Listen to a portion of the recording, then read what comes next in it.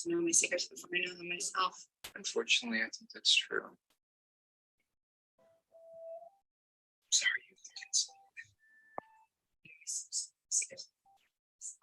Unfortunately, I think it's true. Sorry, you think it's. No, I would devastate.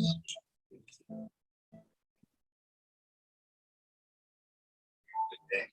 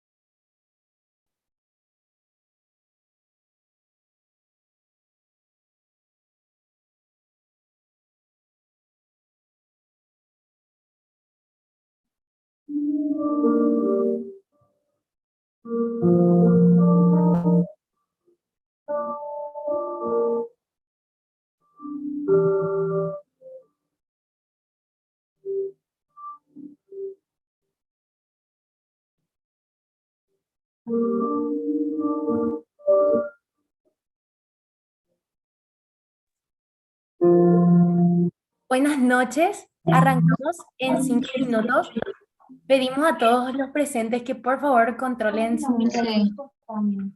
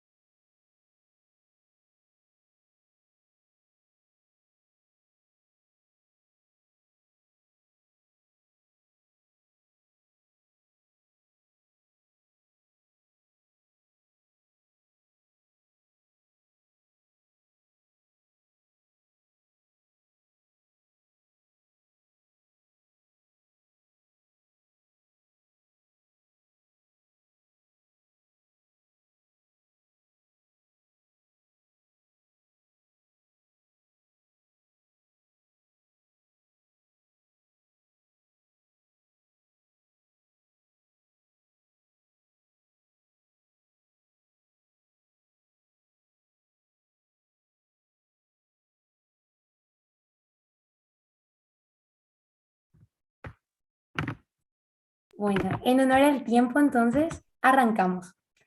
Buenas noches a todos los presentes. Desde el Comité Permanente de Educación Médica, les damos la bienvenida a la charla La ética, un compromiso de todos. Recordando que hoy el dilema ético principal estriba en que el ser humano, en su accionar, sea consciente de la necesidad de ser éticamente justo, aún en un mundo profundamente injusto. Hoy tenemos el privilegio de tener como ponente al doctor Lindolfo Mendoza. Si hay alguna pregunta que quieran hacer, la pueden dejar en el chat y al final de la charla abrimos un espacio de preguntas. Recuerden también completar el link de asistencia que vamos a estar pasando por Zoom y también por el canal de YouTube para poder recibir el certificado de participación. Es importante también recordar que los puntos de extensión los administra cada facultad a su criterio. Para los del OP, deben enviar su certificado al correo de extensión universitaria. Les voy a estar enviando un ejemplo en el grupo de WhatsApp. Ahora, muy bien, voy a estar presentando al doctor Lindolfo Mendoza. Él es doctor en Medicina y Cirugía, el título otorgado por la Facultad de Ciencias Médicas de la Universidad Nacional de Asunción, egresado de la promoción 1982.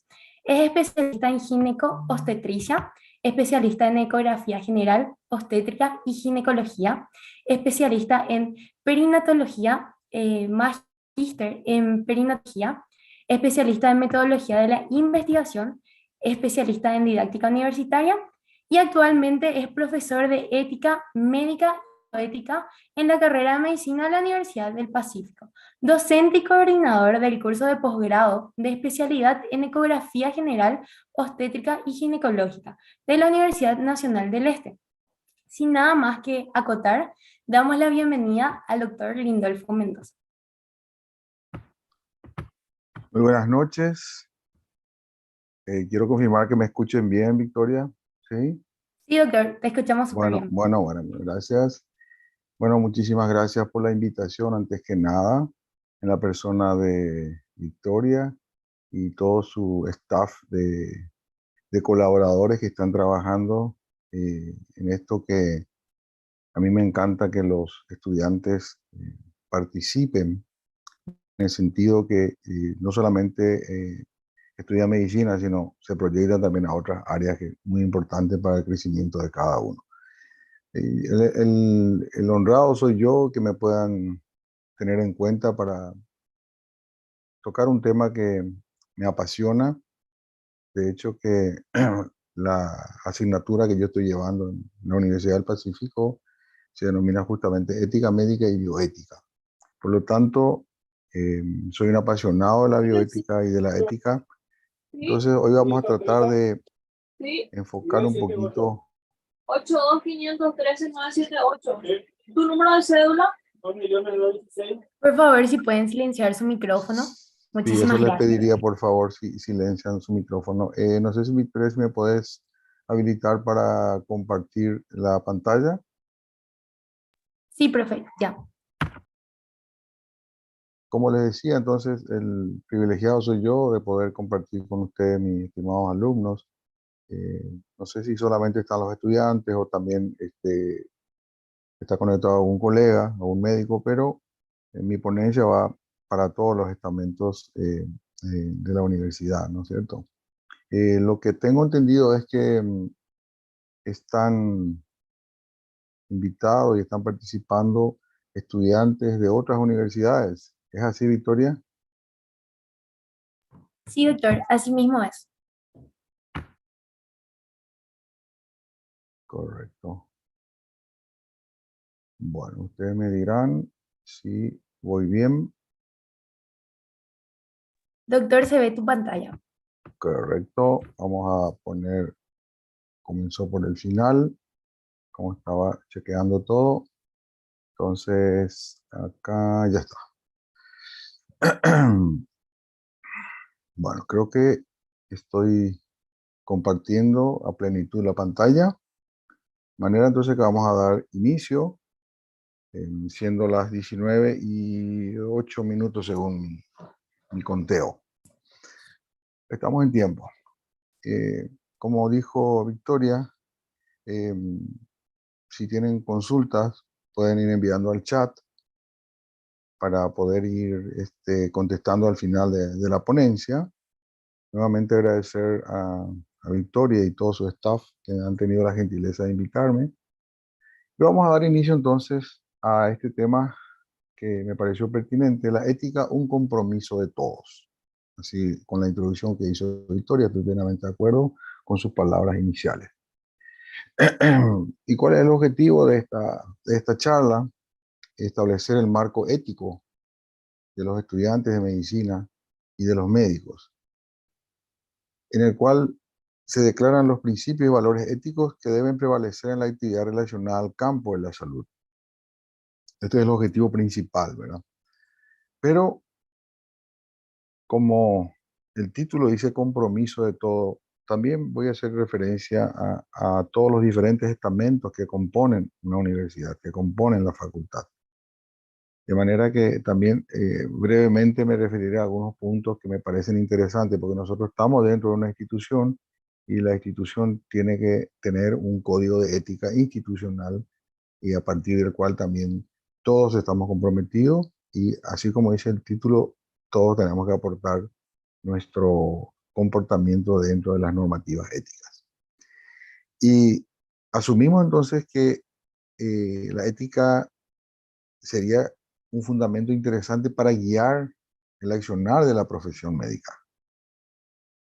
Como veremos enseguida, se refiere a las conductas, por un lado, y por otro lado, el correcto proceder,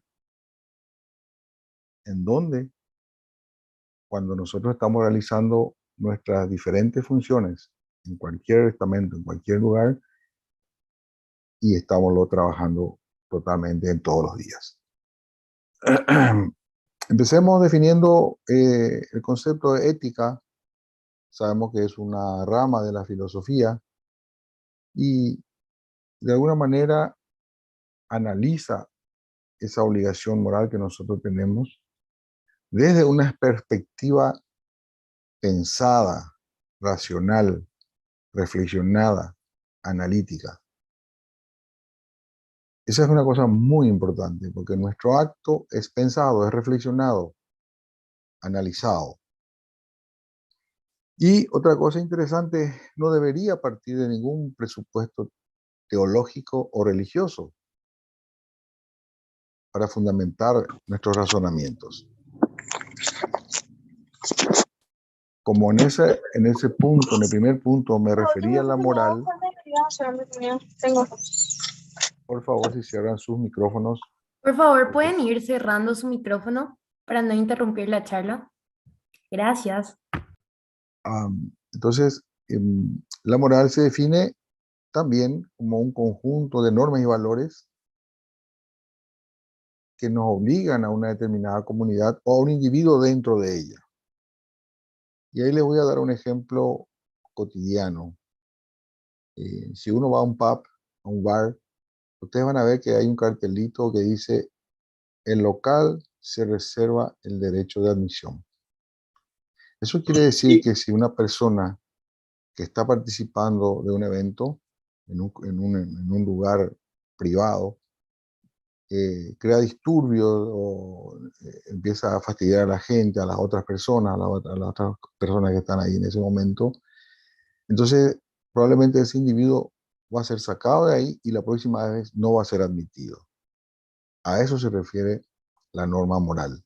Entonces, nos damos cuenta que la ética está presente, ¿verdad? No solamente en la universidad, en una institución, sino también en la cotidianidad, porque eso nos acompaña, la conducta moral que tenemos los hombres. Y el tercer punto se refiere a la ciencia, en donde nosotros estamos metidos, ¿verdad? Se considera que es éticamente neutra, pero desde el momento que nosotros aplicamos y queremos introducirnos dentro de la ciencia, un experimento, una tecnología, automáticamente eso pierde esa neutralidad. ¿Por qué? Porque decíamos nosotros en los conceptos de la bioética que no todo lo que científica y tecnológicamente es posible se acepta en la ética, éticamente aceptable, ¿verdad? Eso no siempre ocurre, ¿verdad? Entonces, por eso también esa aplicación, esa proyección que tiene la ciencia en el campo de la ética, de ninguna manera se puede interpretar como que la ética quiere frenar al avance tecnológico, al avance de la ciencia, sobre todo en estos últimos 5 o 10 años en que la tecnología ha avanzado de manera extraordinaria. Y en el área de la medicina, con más razón.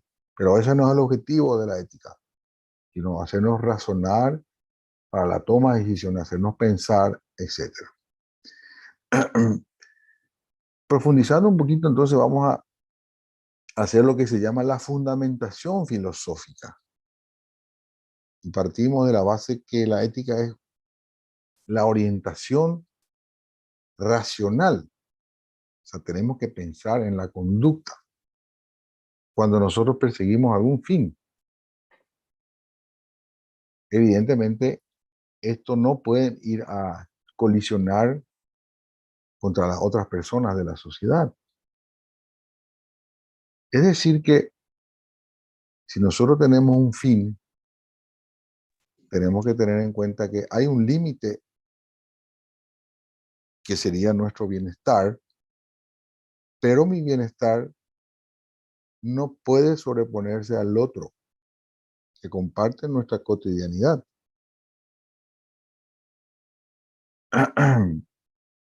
También podemos afirmar que solamente las personas somos capaces de la ética. ¿Por qué?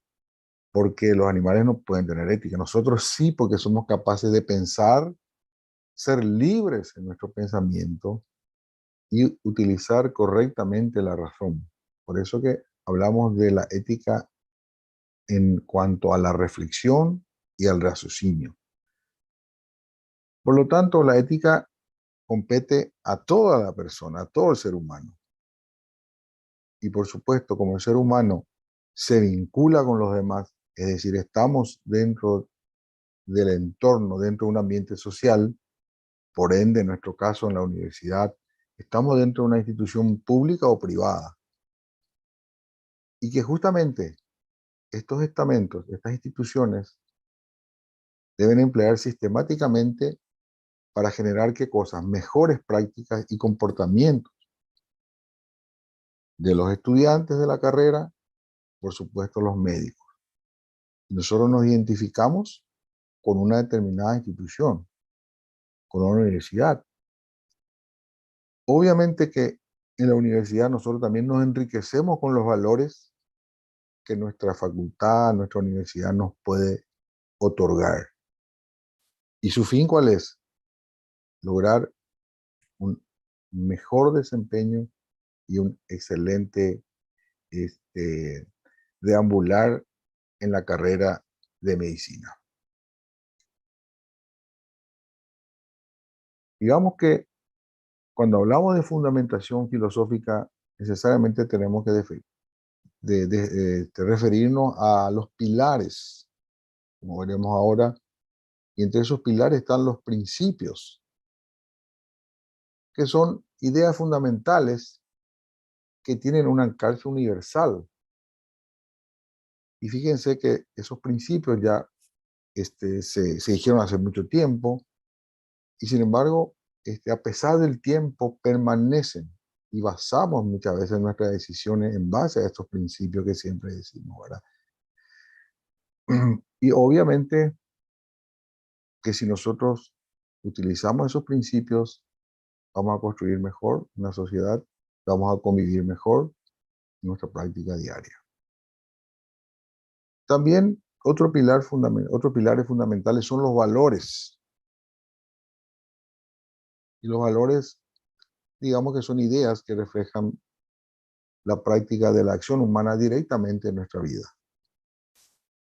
Estos valores y en su práctica, digamos que son sostenes en los procesos de la toma de decisiones. Por eso cuando nosotros vamos a tomar una decisión ética, vamos a tener en cuenta esos principios y los valores. Evidentemente.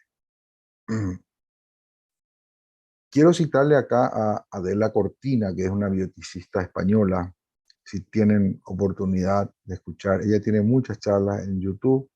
Yo le suelo seguir bastante y tiene unas charlas preciosas sobre todo lo que es la ética en diferentes campos, etcétera, ¿no? Adela Cortina, ella dice que aunque se diga que se han perdido los valores, que cosa que venimos repitiendo en todos los ámbitos de la sociedad, lo dicen los periodistas, lo dicen los profesores, la gente común, y dice, sí, en este momento actual hemos perdido los valores que antes teníamos. Ella dice que no es así, porque los seres humanos somos incapaces de no valorar, que siempre valoramos siempre, dice. Y acá ella toma una definición que a mí me encanta, dice, lo que ocurre es que no es que hemos perdido los valores, lo que estamos haciendo actualmente es poner en primer lugar unos valores y otros en segundo lugar, y se elige mal, ya que se puede colocar en primer término los valores que no son los adecuados. Entonces se han trastrocado los valores de la sociedad toda. No es un problema solamente de Paraguay, es un problema latinoamericano y a nivel mundial, ¿verdad? Entonces creo que tiene razón esta bioticista cuando se refiere a ese tipo de valores. Y fíjense que cuando nosotros hablamos de valores, y nos pasa siempre, en un estamento en que estemos nosotros trabajando o estudiando, vamos a tener que hacer lo que se llaman los valores compartidos. Es decir, que seleccionamos, elegimos algunos valores, los consensuamos entre todos, lo definimos participativamente entre las personas que estamos, por ejemplo, en la universidad, en la facultad, ¿verdad? Acá puse entre paréntesis personal de salud, que puede ser médicos, enfermeras, etcétera, mediante el cual asumimos un compromiso, y al asumir eso nosotros tenemos que validar esos valores que hemos compartido. Es muy interesante porque eso refuerza las características de un grupo. No menos importantes, otro de los pilares son las llamadas virtudes, que son los valores en que yo me he apropiado y lo practico constantemente y son parte de mi carácter, de mi personalidad. Como les decía al comienzo de la charla, fundamentalmente esta charla va dirigida a los estudiantes y a los colegas y por ahí están conectados, pero como se trata del compromiso de todos, introduje algunos puntos relacionados a la institución, porque eso también va a ser importante en cuanto a que las instituciones, las universidades, las facultades tengan un código de ética institucional. Y es lo que me voy a referir ahora, en lo que se llama la gestión ética, ya que esta es una estrategia que tienen que tener las instituciones a partir de la ética. En el sentido de que eso nos va a ayudar a hacer una actuación de manera autorregulada, y esto va a demandar la participación de todas las personas que conformamos y formamos parte de una institución determinada. Bueno, ustedes, alumnos del Pacífico, ustedes no sé si saben, pero tienen un código de ética institucional. Eso se ha escrito hace un par de años. Eso está vigente y los que quieran leer, esto está disponible en la Secretaría. Y pueden ver, interesante ese código, todas las cosas que dice y todos los elementos que están en juego, ¿verdad? Entonces, sabemos también, continuando con la definición de la ética, es un elemento fundamental de la condición humana, ya que esto se establece de alguna manera una forma de vida en que nosotros tenemos que reflexionar de las consecuencias para la misma persona y para las demás personas antes de la acción. Esa acción va a incidir en la toma de decisiones racionales, obviamente, y en la formación del carácter ético. Es decir que Siempre la ética conlleva una acción reflexionada de lo que yo voy a hacer, de la conducta que yo voy a tomar con respecto a mí mismo y a las demás, sobre todo a las demás personas.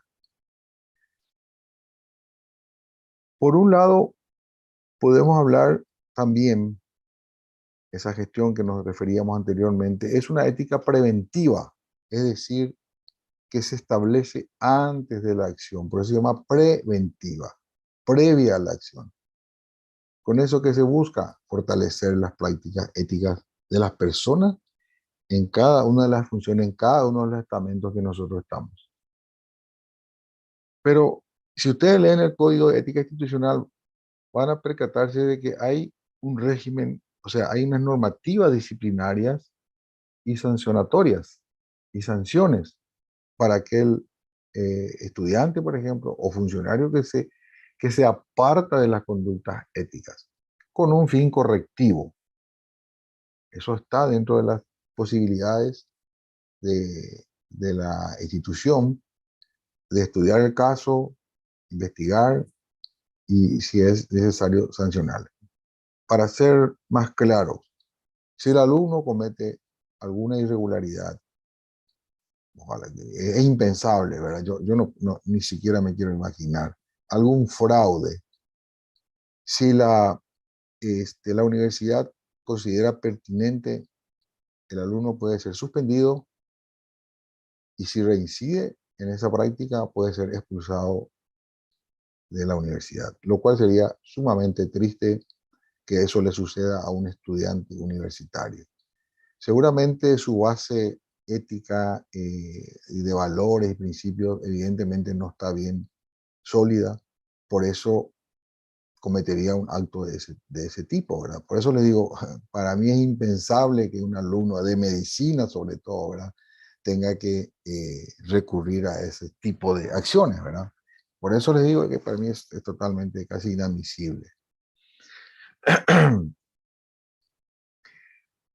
Entonces, siguiendo un poquito con esta cuestión de la gestión, hay dos postulados, una ética cívica y otra dialógica. También podemos agregarle los principios y los valores de la universidad. La ética cívica se refiere a los conjuntos de valores y normas morales compartidos que permiten, de alguna manera, realizar una convivencia en libertad y organizar las distintas esferas sociales y políticas de una institución. La ética cívica se centra en la justicia y en los principios y valores comunes compartidos por esas personas que estábamos citando. Por otra parte, tenemos la ética llamada dialógica. La dialógica es aquella ética que se basa en el diálogo, en un consenso, en un diálogo consensuado. Por eso se llama dialógica, ¿verdad? Y que ayuda a la construcción de una ética cívica.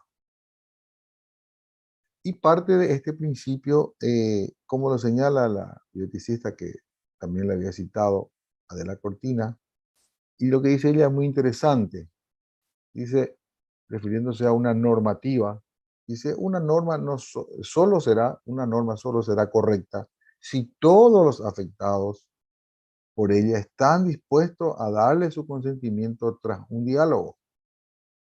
Obviamente que esto se va a celebrar en condiciones de simetría, de igualdad, porque les convencen las razones que se aportan en el seno mismo del diálogo. Entonces, si nosotros nos ponemos de acuerdo en una normativa, pero todos tenemos que respetar, justamente en base a un diálogo y a un consenso.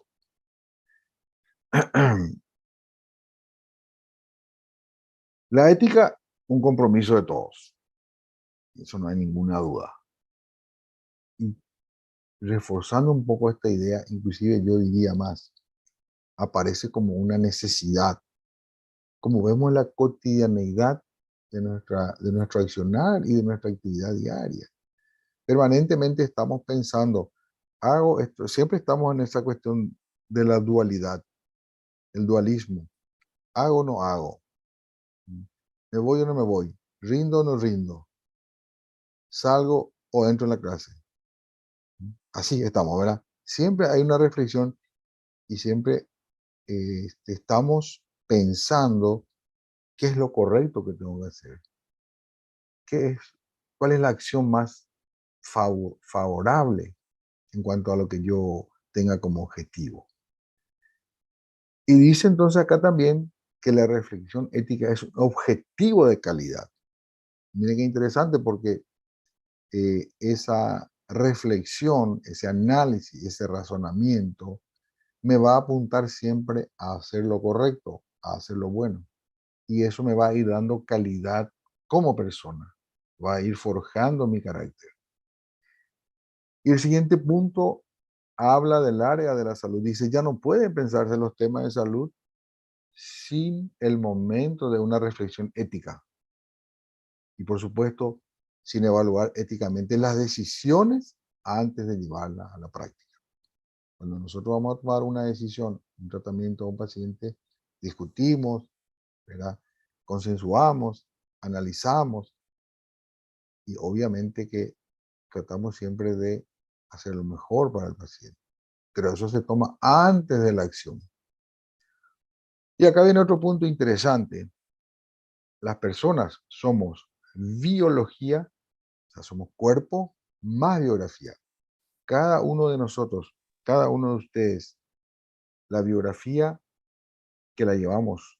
Vamos escribiendo todos los días la historia de nuestras vidas. Todos los días tenemos algo que apuntar. Vamos aprendiendo algo nuevo.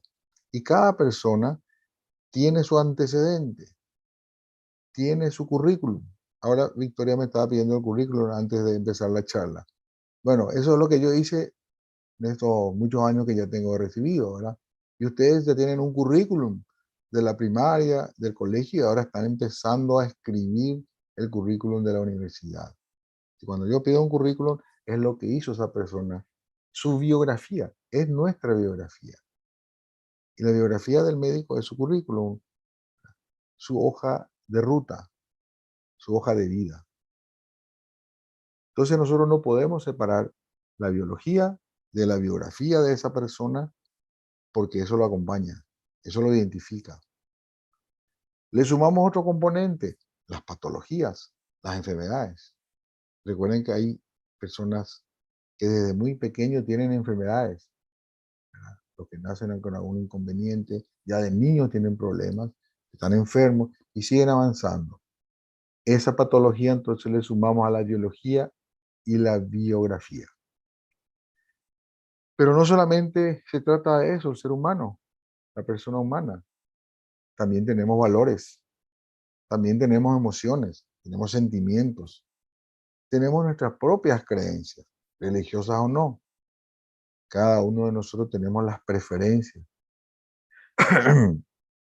Y para que todo esto que estamos diciendo y la práctica médica esté a la altura de la dignidad de la persona, sin duda alguna, el riguroso análisis ético es tremendamente necesario por todo esto que acabamos de decir.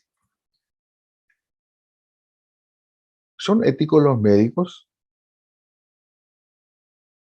Les comento acá que cuando Victoria me planteó el tema original era médicos éticos, algo así, si mal no recuerdo, Victoria. Me había dicho el tema original, ¿verdad?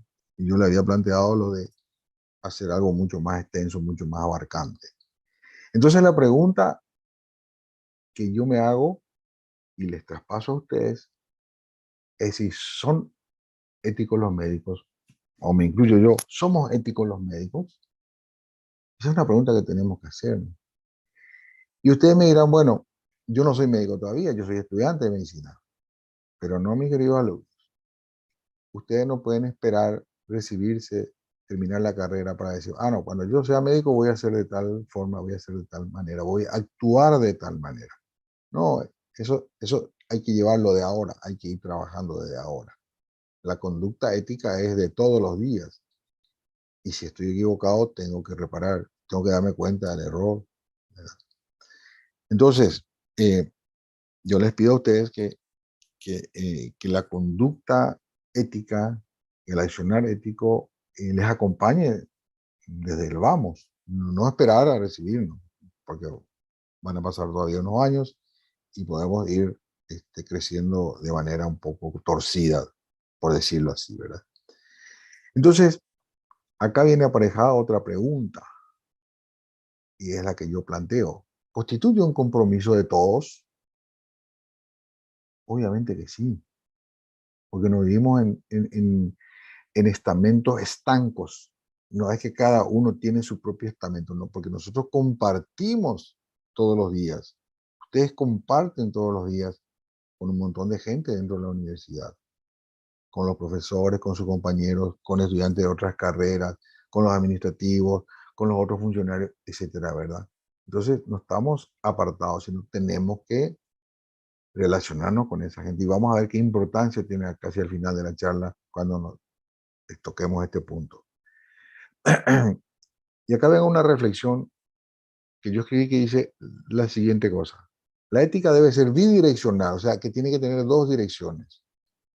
Una acción centrípeta, la centrípeta es la que va hacia mí, va hacia adentro, que va hacia mí, a mi interior, en la cual yo reflexiono hacia adentro, hacia mi interior. Y lo que dice acá, si la acción que estoy realizando y que pienso hacer, o sea, que estoy realizando realmente, es la correcta, vamos al segundo paso de esta bidirección, es decir, la centrífuga. ¿Y qué implica? Que mi conducta se dirige hacia los demás y a los demás. Y en la medicina esto es fundamental, ¿verdad? Porque mi acción y mi reflexión va a tener una repercusión sobre mi paciente, sobre la otra persona. Y saliendo un poco del campo de la medicina, les puedo decir que en todos los campos importantes del saber humano, tanto científico como humanístico, se discute acerca de los fundamentos de la ética.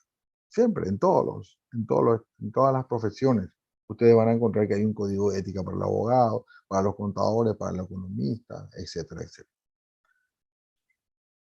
Bueno, saliendo un poco de la fundamentación, vamos entonces a otras cosas que vamos a seguir trabajando, que son los principios y valores compartidos. A mí me encanta ese término porque tenemos que compartir. No me sirve de nada a mí que yo tenga un conocimiento vasto de todos los valores, los principios, que sea un bioeticista así cargado de conocimiento, pero si yo no comparto eso y no le hago ver a los demás, no sirve de mucho. El primer punto es el compromiso. ¿Qué decimos con el compromiso? Es una decisión de vida de aceptación libre y conciencia de dar más de lo mínimo requerido. Yo siempre digo cuando comienzo a las clases, le digo, no se conformen con el 50%. A mí me da pavor cuando el alumno alcanzó su porcentaje de asistencia y ya no aparece más. Está en el medio, está en el 50, en el 50. Ahí la mitad nomás está. Eso casi es, diría, impensable también para mí. Tiene que ir al máximo, siempre al máximo. Se puede llegar a la excelencia, pero depende de mí, si yo me dedico, si yo trabajo, si yo estudio. Entonces, dar más de lo mínimo requerido, trabajar juntos por una misión, el compromiso que ustedes asumen en el estudio, en otras actividades, implica ¿qué cosa? Entrega, diligencia, honestidad, dedicación, ante cualquier ante cualquier tarea que hagamos a nivel educativo, si estamos en la educación, a nivel personal, a nivel profesional. ¿Y para qué queremos hacer todo eso? Para lograr los objetivos institucionales y bienestar de la organización.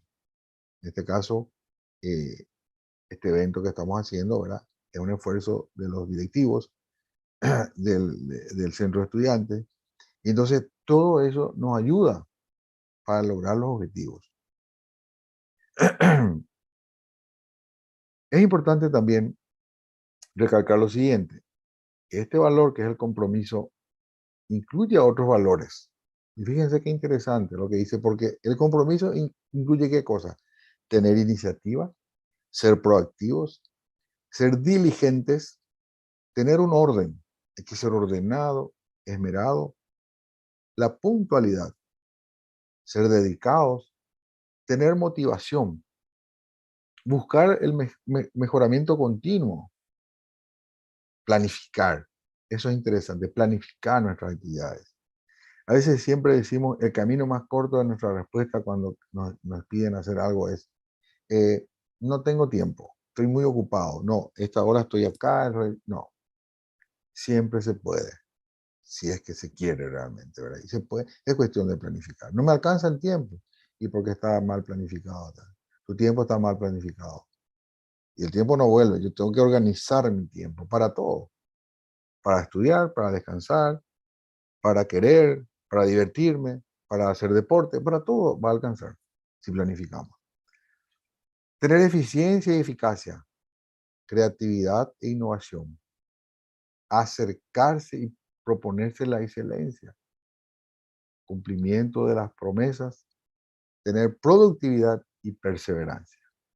La productividad es interesante y si ojalá todos podamos ser evaluados por nuestra productividad. Hay muchas empresas que le dicen a sus empleados, yo les voy a dar un plus si aumenta la productividad en la venta, en los negocios, en las charlas, lo que sea, ¿verdad? Pero depende de cada uno. Nadie lo obliga, pero el empresario le puede dar un plus. Lo mismo con ustedes, ¿verdad? En la actividad médica, cuando nosotros nos damos cuenta de que nuestros alumnos nos están siguiendo y vemos que procuran y no se cansan, ¿qué podemos hacer, profesor? ¿Qué más actividad podemos tener? ¿Podemos hacer un debate? ¿Podemos hacer un foro? Y quiere producir, quiere trabajar y perseveran. No siempre va a ser fácil, ¿verdad? Pero ahí está. Segundo valor, respeto. Cuidar en el trato al otro. El valor y la dignidad que posee como persona humana, el entorno, teniendo siempre en cuenta la particularidad de cada uno. Y yo no debo imponer mis convicciones o creencias, porque al paciente yo no le puedo decir, no, yo soy de tal corriente, o de tal religión, o de tal perspectiva, o qué sé yo, ¿verdad? Yo tengo que respetarle al paciente y a los demás. Este valor incluye también otros valores. Trabajo en equipo, que ustedes conocen muy bien, ¿verdad? Para poder trabajar en equipo tenemos que respetar al otro. Honestidad otra vez, tolerancia. A veces están esos compañeros un poquito pesaditos, ¿verdad? Uf, y pues tenemos que ser tolerantes. Compañerismo, diálogo, cooperar, comunicación, ¿verdad? Respetar la dignidad de todos, empatía, colocarse en el lugar del otro, ser sinceros, tener confianza, colaborar, ser solidarios, ser comprensivos, buscar la equidad, darle más a quien necesita. Ser puntuales e igualdad nuevamente. Tercer principio, la transparencia. Perdón, valor. Tercer valor, la transparencia. Podemos decir entonces en este momento que hay tanta corrupción, que hay tanto desastre a nivel de las sociedades, del país, de Latinoamérica, del mundo. La transparencia.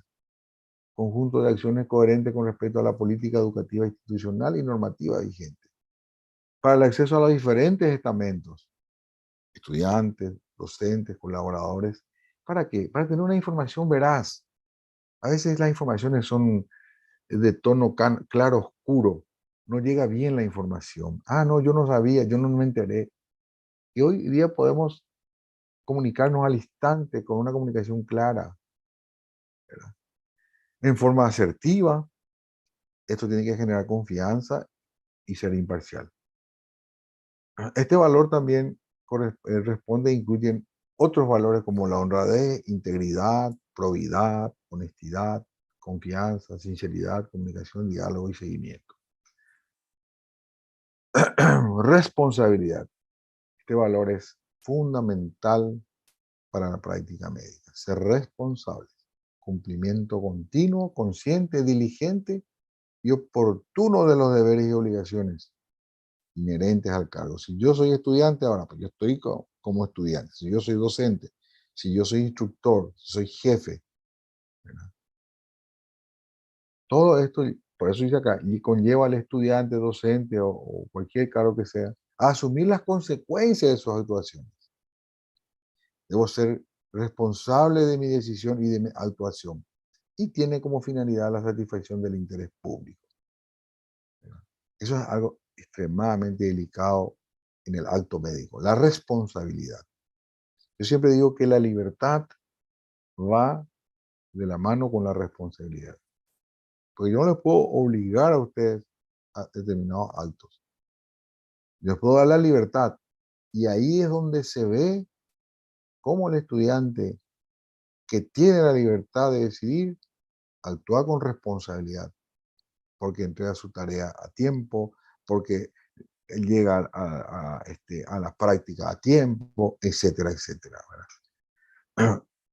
Entonces, otra vez, este valor incluye otros valores como la puntualidad, cumplimiento, planificación, mejoramiento continuo, servicio pertinente y oportuno, cultura de servicio, ser serviciales, la capacidad de respuesta que tenemos para resolver los problemas, tener fiabilidad, alta calidad y simplificación operativa, ser prácticos. Y ahora viene una pregunta, dice, ¿lo éticamente correcto qué es? ¿En qué podemos aplicar esto que dijimos?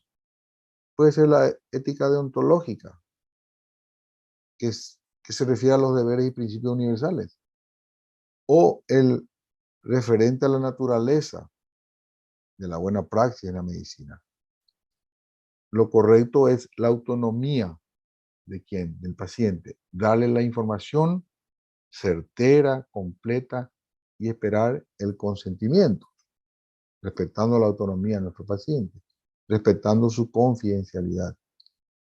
Otro componente importante de lo correcto es la justicia distributiva.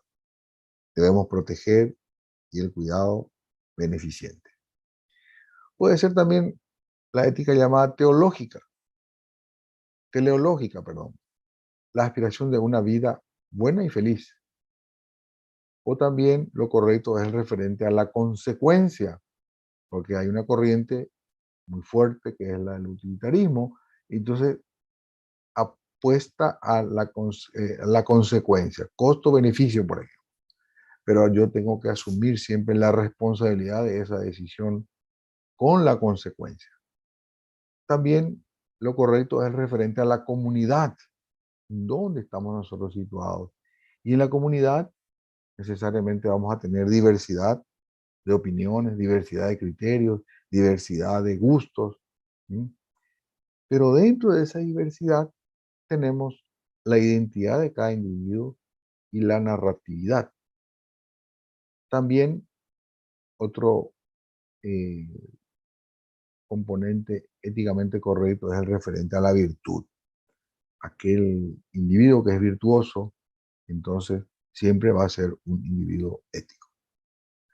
En relación, ahora veramos, avanzando un poquito ya, saliendo de la parte personal y todas esas cosas, vamos a ver la ética en la relación o la intervención entre profesionales, personas destinatarias. Del médico entonces y del estudiante, el punto de partida es compromiso y responsabilidad. Tengo mi compromiso y responsabilidad con cada persona. Relaciones de la simetría moral, no sacar ventajas de mi posición. Es tan grande esto que nunca nosotros tenemos que dar por terminado nuestra realidad de estudiantes. Yo soy estudiante también, pero sigo estudiando con ustedes. Entonces, la capacitación en conocimientos, seguir capacitando, ¿no? Cuando ustedes se reciban, ahí va a empezar la carrera, ahí empiezan los desafíos, van a tener que seguir estudiando, ¿verdad? En los posgrados, las especializaciones, etcétera, etcétera. Dominio de técnicas, dominio de habilidades. El currículo del Pacífico está orientado a la competencia, ser competentes. No solo saber, sino saber hacer, ¿verdad? Y el saber hacer implica responsabilidad y querer hacer, que también está eso, porque a veces yo puedo saber toda esta cosa, puedo saber hacer, pero no quiero hacer. Entonces es incompleto todo este tema. Lo que es necesario para el respeto a la dignidad de los miembros de una sociedad es posible y debe hacerse real. Todo lo que nosotros podemos hacer respetando la dignidad, tenemos que hacer. Y acá les traje algunos términos que utiliza la profesora de la Cortina. La aporofobia es la fobia hacia los pobres. Y cada vez hay más pobres en nuestro país. Ahí al salir en la esquina de la Universidad del Pacífico, y ahí en el semáforo hay mucha gente pobre, humilde, entre los nativos, los niños, la gente de la calle.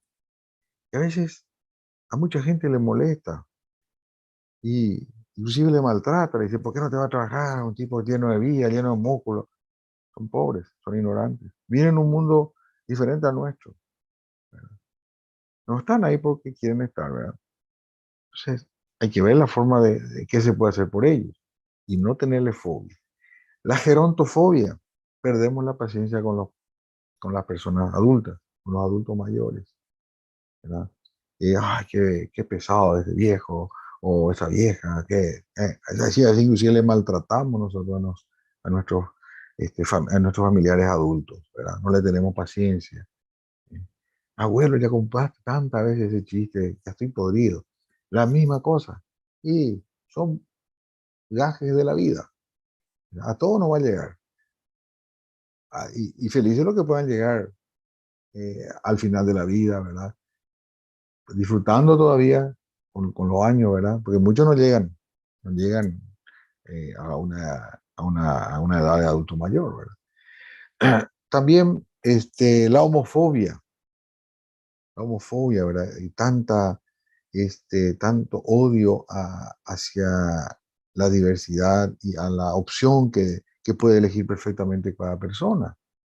Es decir, que todas estas formas diferentes de ver, con estos términos que les estuve compartiendo, llevan a qué cosa? A la discriminación o al paternalismo exagerado, o lo que es peor, a la exclusión de estos grupos que les estuve citando.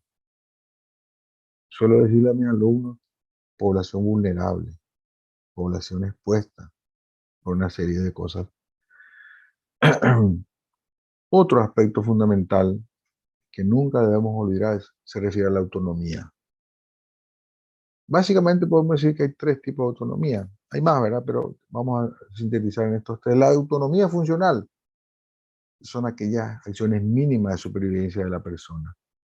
La autonomía informativa, que incluye el consentimiento informado. El paciente tiene que saber todo lo que le vamos a hacer, qué le puede pasar, etcétera, etcétera. La autonomía decisoria se basa en actuar y pensar sin depender del otro. Están todos muy interrelacionados, ¿verdad? Pero va a ser importante. Un desarrollo pasivo, respetar las decisiones de nuestro paciente. A veces queremos atropellar y no estar de acuerdo y nos molesta la decisión del paciente porque no quiere, no le gusta, etcétera. Respetar las decisiones, los valores, las creencias. Dijimos un montón de cosas. Ahora, ¿cómo nosotros vamos a percatarnos de que lo que estamos haciendo está en el camino correcto? Entonces vamos a tener unos indicadores de la calidad. Lo primero es la relación de buen trato. Eso es fundamental. El buen trato a los demás, ahí entra el respeto, ¿verdad? La transparencia, todo entra ahí. Segundo, conocimiento de las personas y sus identidades. Tenemos que conocer a las personas, o por lo menos algo de esa persona con quien tratamos. Tratar de tener una organización flexible y participativa. Realizar propuestas significativas. Participación de la persona en su plan de atención y vida. Nosotros tenemos que darle participación. Bueno, mire señora, queremos hacer esto, ¿qué le parece? También crear un ambiente físico significativo, agradable y accesible. Para todos, ¿verdad? Para los estudiantes, para los docentes, para los funcionarios. Todo eso se puede hacer en un ambiente entonces agradable que va a ser mucho más llevadero porque estamos muchas horas del día trabajando y estudiando en la universidad. Un recurso interesante, la prevención y la guía personalizada. Más que un plan de cuidados, un plan de vida. Un plan de vida. Consensuando con la persona en los ámbitos que pueda, imprescindible conocer a la persona, obviamente. Nosotros tenemos que proponernos como objetivo mayor el bienestar y autodeterminación de nuestros pacientes. Un proceso continuo de comunicación y cambios que puede pasar. El enfoque, la mirada. Eso es algo interesante. Mirar a los ojos a la persona con quien vamos a hablar, a quien vamos a dirigirnos, ¿verdad? Las decisiones teniendo en cuenta siempre las preferencias. Y lo último, lo mejor dentro de lo posible, porque un mismo problema puede tener diferentes soluciones en diferentes personas. No hay una fórmula universal y que nosotros apretamos un botón y la solución es igual para todos. No, tenemos que ir viendo justamente la diversidad, las diferentes personas, los diferentes gustos, las diferentes preferencias. Entonces, con todo y con cada una de las personas, ¿qué tenemos que hacer?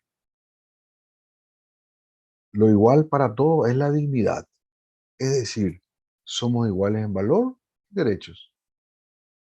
Por eso hablamos de la dignidad. Todos tenemos dignidad. Hasta el paciente que está inconsciente, hasta nuestro compañero que tiene un coeficiente un poquito bajo, tiene dignidad, ¿verdad? Todos tenemos, mayor o menor medida, pero todos tenemos dignidad.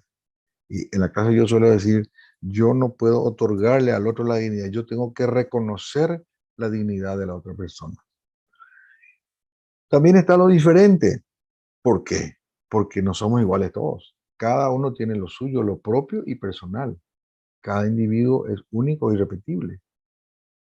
Tenemos que tener en cuenta que hay diferentes identidades que tenemos que ser capaces de reconocer y que cada uno de nosotros tenemos diferentes proyectos de vida realizados. Este eticista Ricord decía, hablaba de una sabiduría práctica y decía, el capaz de inventar conductas que satisfagan mejor las excepciones exigidas por nuestra solicitud con las personas, traicionando lo menos posible esas normas.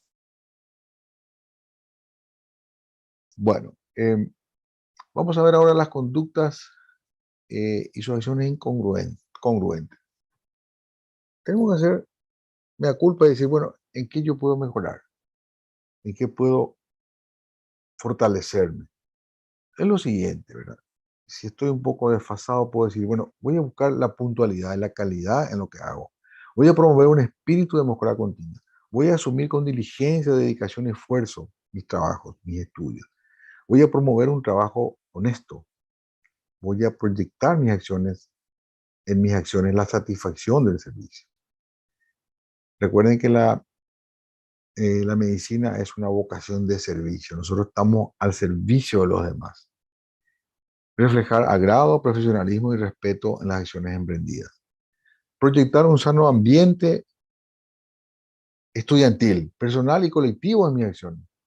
Mantener y fomentar un espíritu asertivo.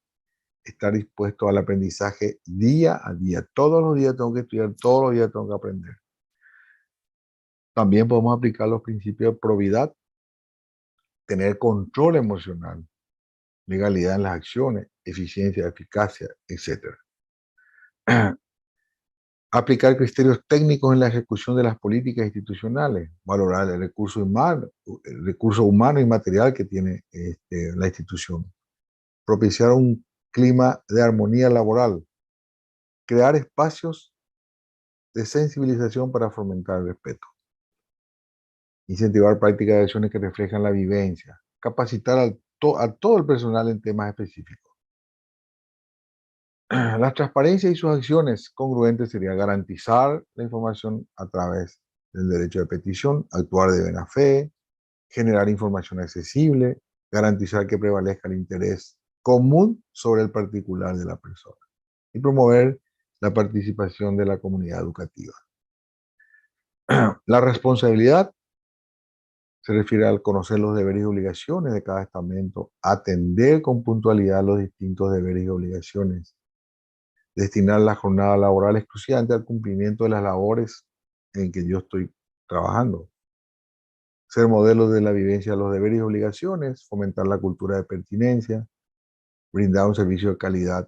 Esto se refiere más al ámbito institucional.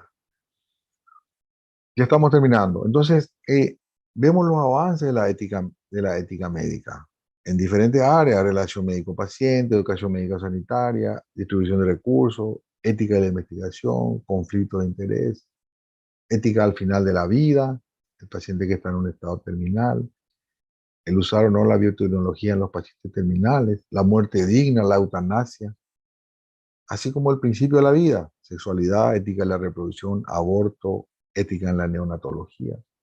Y otras áreas como la biotecnología, el genoma, la manipulación. Y lo que se ha incorporado últimamente es la ética global, en donde hay obligaciones con los animales y también, por supuesto, con el medio ambiente. Las tendencias en cuanto a... Un ratito, me sale acá. Me tapa un poco acá mi título, que no puedo... Ahí está. Tendencia del ejercicio profesional actual. ¿Cuál es la tendencia actual? La tecnologización. La tecnología ha llegado para quedarse. Como ahora estamos viendo, gracias a la tecnología, yo estoy dando la conferencia desde mi escritorio y ustedes están cómodamente sentados en sus casas probablemente, ¿verdad?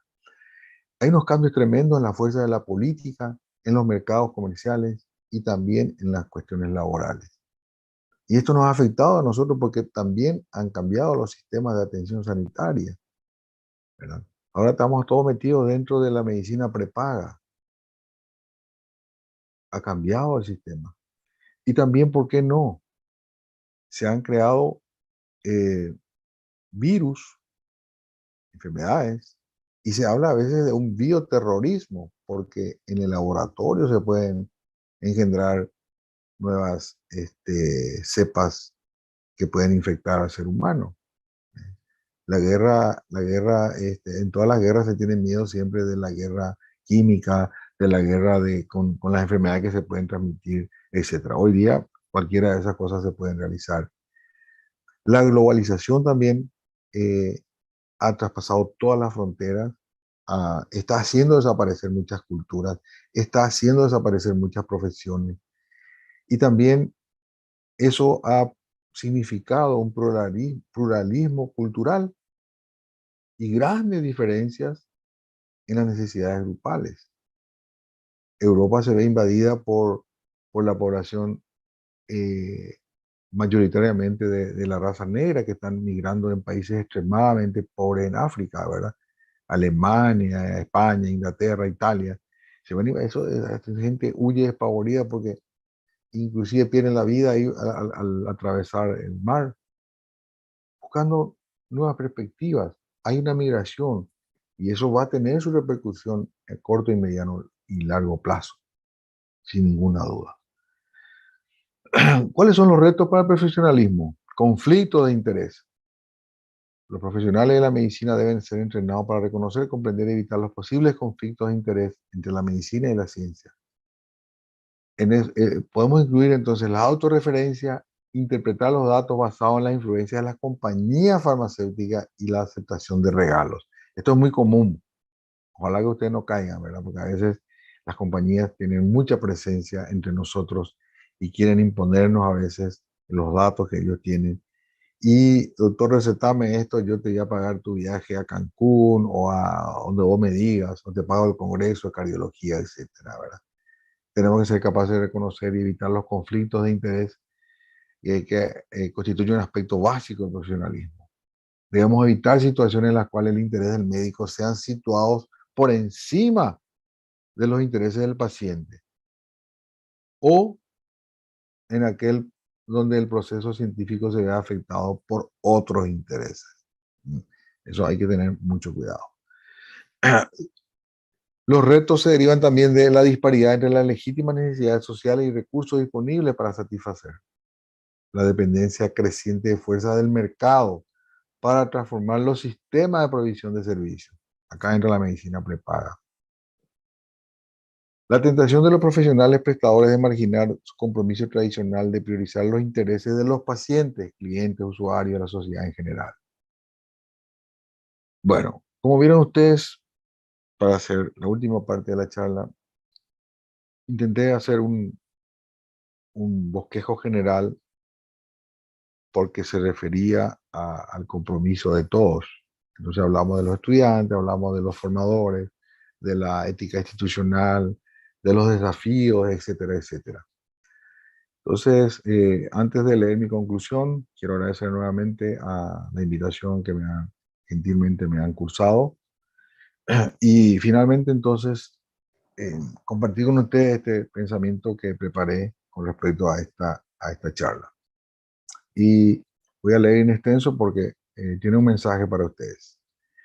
Es necesario asumir el compromiso que los alumnos de la carrera de medicina deben estar motivados en la obtención de una formación que despierte el deseo y placer de aprender, que no solo sea la pertinencia o el rigor de un programa, sino igualmente ser activos partícipes junto con los formadores, los docentes, generando la buena convivencia con los compañeros, el marco agradable de los espacios de trabajo, con altura ética, demostrando integridad, responsabilidad en todo momento, y más aún en los momentos difíciles que aparezcan en este largo proceso para poder alcanzar un nivel de calidad y excelencia. Muchísimas gracias por la atención y no sé, Victoria, si hay alguna pregunta, algún comentario que quisieran hacer, estoy abierto, estoy dispuesto. Sí, doctor. Antes que nada, queremos agradecerle por esta excelente charla. Un privilegio tenerlo como ponente, doctor.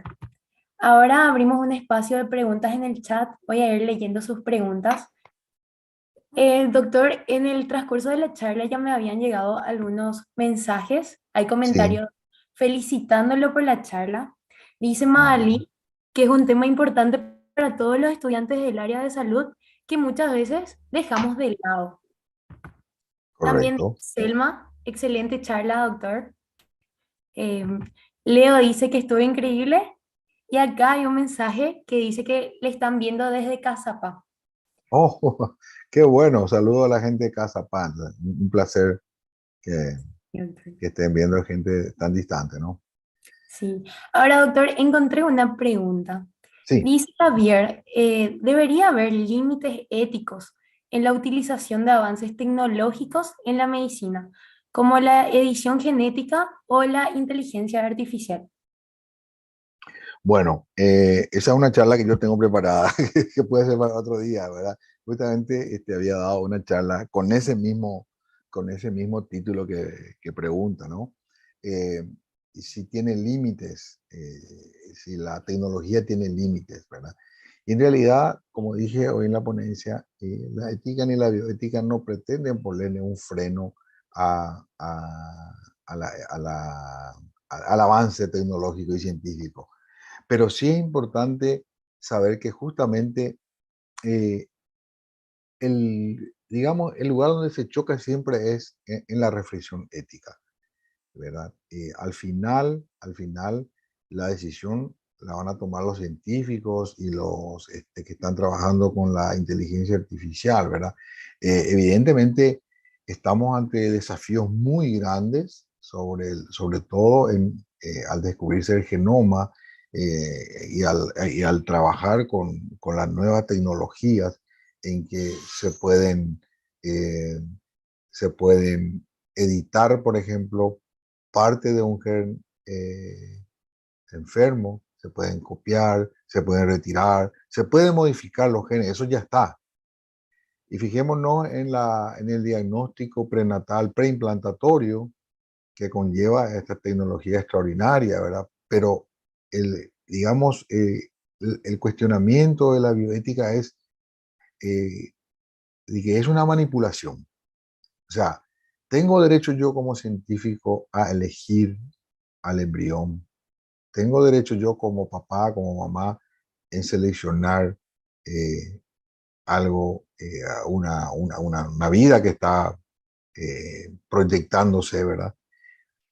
O sea, ¿qué autoridad me brinda a mí esa herramienta poderosa como es la tecnología?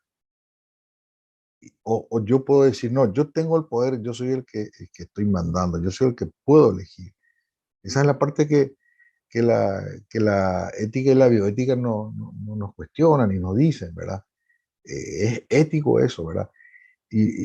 Complementando un poquito esta idea que me pareció muy pertinente esta pregunta, lo mismo que pasa con los embriones que están congelados. Hay millones en el mundo, hay muchísimos embriones que por efecto de la reproducción asistida, que fue un boom y que fue un gran avance de la ciencia y de la tecnología, pero estamos congelando embriones.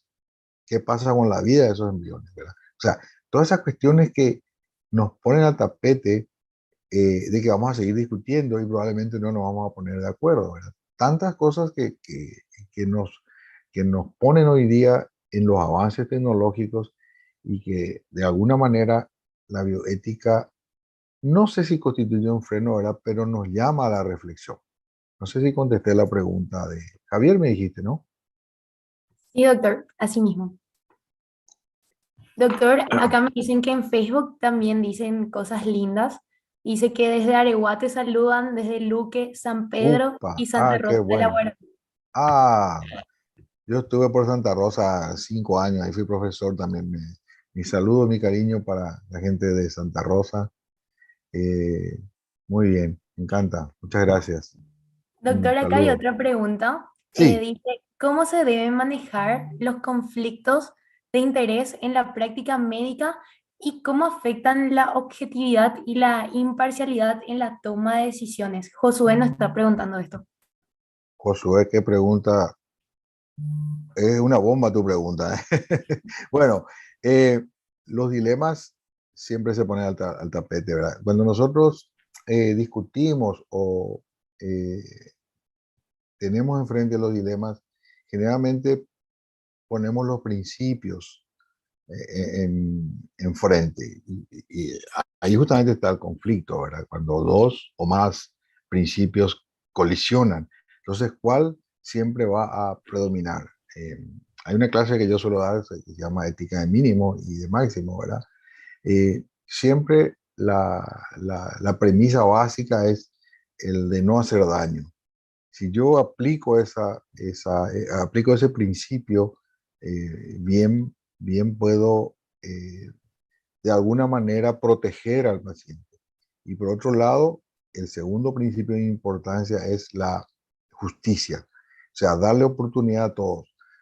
Por otro lado, si bien la autonomía es un principio muy importante desde el punto de vista de la preferencia del paciente, de su creencia, de su valor que le da a la persona, ¿verdad? Sin embargo, muchas veces vamos a darnos cuenta de que la autonomía del paciente, aunque yo tenga que respetarlo, no es lo que más le conviene al paciente. Porque nosotros tenemos el tema es que nosotros manejamos la evidencia científica y tenemos lo que se llama la experiencia. Y entonces nos basamos en la epidemiología, por ejemplo. Sabemos que esta enfermedad, si no se trata según el protocolo que yo conozco, va a terminar mal. Pero el paciente no entiende eso. Dice, no, yo prefiero no someterme a esto, prefiero no pasar por esto porque no quiero. Y el ejemplo más típico es el paciente que tiene una diabetes avanzada y está en una etapa de complicación y está a punto de perder, puede ser algunos dedos del pie, o toda la pierna, o todo un miembro inferior, y sin embargo no acepta, porque no dimensiona. Si usted quiere seguir viendo, no sé, pero es su decisión, ¿verdad? ¿Y cuál era la otra pregunta, Victoria? Te leo, doctor. Sí. ¿Y cómo afecta la objetividad y la imparcialidad en la toma de decisiones? Bueno, evidentemente siempre tenemos que ser objetivos. No podemos ser filósofos ni ilusorios. Tenemos que ser muy objetivos y va a afectar en la manera que mi paciente comprenda lo que yo le estoy queriendo ofrecer, ¿verdad? Pero no siempre va a estar de acuerdo, obviamente, ¿no? No siempre va a estar de acuerdo. El otro ejemplo que siempre yo pongo es el testigo Jehová, que tiene la creencia muy fuertemente arraigada en su persona, que no puede recibir transfusión de sangre. Entonces ahí hay un conflicto importante, ¿verdad? En donde yo choco contra la autonomía del paciente y eso sí tengo que respetar, ¿entienden? Entonces, e inclusive en la experiencia nosotros, y eso también a veces, no olviden nunca que a veces lo legal se impone a lo ético. Y se ha llegado a casos que por orden judicial, por ejemplo, se hicieron transfusiones en los niños, sobre todo, ¿verdad? En donde lo ético, respetando la autonomía, quedó de lado porque se impuso una normativa legal. Entonces, ese conflicto se puede resolver saliendo de la ética, pero entrando en un campo legal. Porque, ¿qué dice la Constitución? Que nuestra normativa máxima, que es la ley máxima, dice la vida debe ser respetada desde el momento de la concepción. O sea, lo más sagrado que nosotros tenemos es la vida, ¿verdad? Y nosotros como médicos nos formamos para salvar vidas, no para dejarle morir al paciente, ¿verdad? Entonces a veces nos crea esa situación bastante incómoda y no, digamos, que no queremos que nadie pase por eso, pero que sucede. Genial, doctor. Ahora le leo lo que dice en el chat de Zoom. Excelente ponencia, doctor. Algo muy necesario desde Guairá. Muchas gracias. Ah, ok. También, gracias, doctor, por compartir tus conocimientos. Saludos desde Pedro Juan. Y Pedro también Juan Caballero, desde mira, Caguazú. Sí, sí, doctor. Caguazú, sí, excelente. Bueno, Bueno, una vez más, muchísimas gracias, doctor, por la charla. Fue increíble. A todos los participantes también, muchísimas gracias por asistir. Ahora estoy enviando el link de asistencia para que puedan llenar. Y desde el Comité Permanente de Educación Médica les agradecemos de corazón. Muchísimas gracias. bueno, muchísimas gracias a usted por la invitación y un cordial saludo a todos los participantes de diferentes puntos del país, de diferentes ciudades. Mi respeto, admiración y a seguir estudiando, que esto recién comienza. Hay que seguir adelante. Gracias, Victoria, y a las órdenes. Un cordial saludo para todos. Hasta luego. Muchísimas gracias, doctor. Hasta luego.